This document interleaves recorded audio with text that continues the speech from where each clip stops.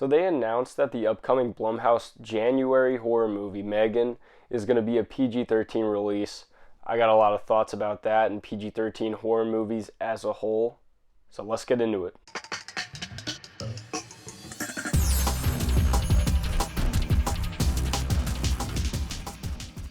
So something I kind of want to get started with, I don't necessarily have a problem with PG-13 horror movies as a whole. I think that they can work. I think the Insidious movies, for the most part, work extremely well. They're very effective. They're pretty scary for PG-13 horror movies. And, there's other examples. I can't necessarily think of some right now. I guess Happy Death Day, that's another one. Like, they do work, but when they don't, they really don't. Look at Cry Wolf. Look at Fantasy Island. Look at a lot of PG-13 horror movies. Truth or Dare. They're terrible. They could be really bad, especially under Blumhouse, and I'm worried about that. And the thing about this too that kind of sets off my red alert, it's a January horror movie.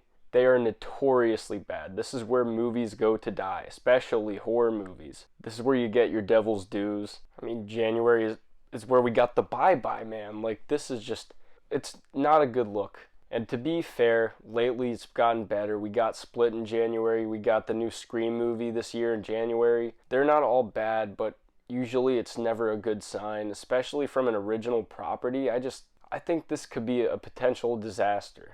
Another thing that worries me about it too is that on a conceptual level, I really don't think that it has the means to be scary. It's basically a Child's Play 2019 knockoff.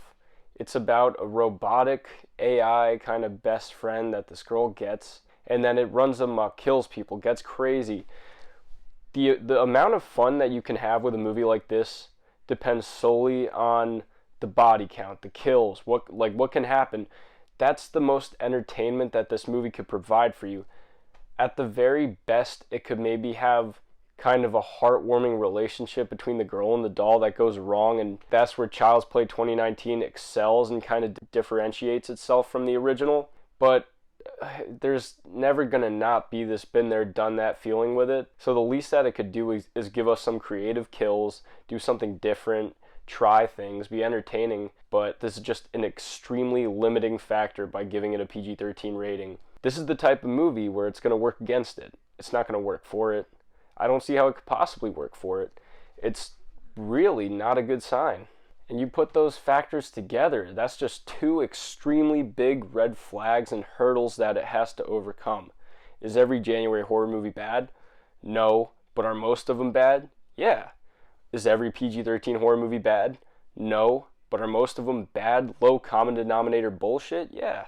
They really are taking away your ability to have fun with this movie, that's all you're looking for, because I know that this movie is not going to be a masterpiece by any stretch. I was looking forward to it when I heard about it. The trailer even kind of interested me, but it's just weird. I don't know why they would make these decisions.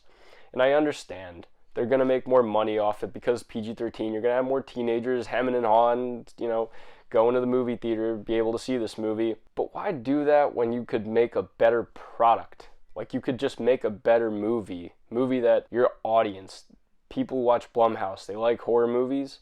Make it for people that actually enjoy horror movies.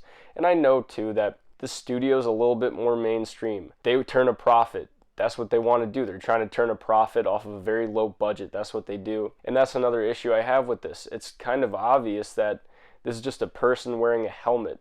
I love the movie Willy's Wonderland, but the worst parts of it are when it's extremely obvious that the animatronics are a person in the costume rather than animatronics, which is when it's at its best, using stop motion effects, actual animatronics. That's where it thrives. That's why the Banana Splits movie is fucking terrible, because it's obviously just people in costumes. So in the original Child's Play, the worst effects in those movies are when it's a little guy in a costume, instead of just having the animatronics do their thing. That's when these movies work the best. So unfortunately, I'm a little bit nervous about this movie. This PG-13 news kind of made me want to talk about the state of PG-13 horror movies as a whole. And I don't know, I hope you guys took away something from this, or thought it was interesting, or if you didn't even know M3GAN was going to be PG-13, well, there you go. You know now. So let me know what your thoughts are in the comments. See you next time.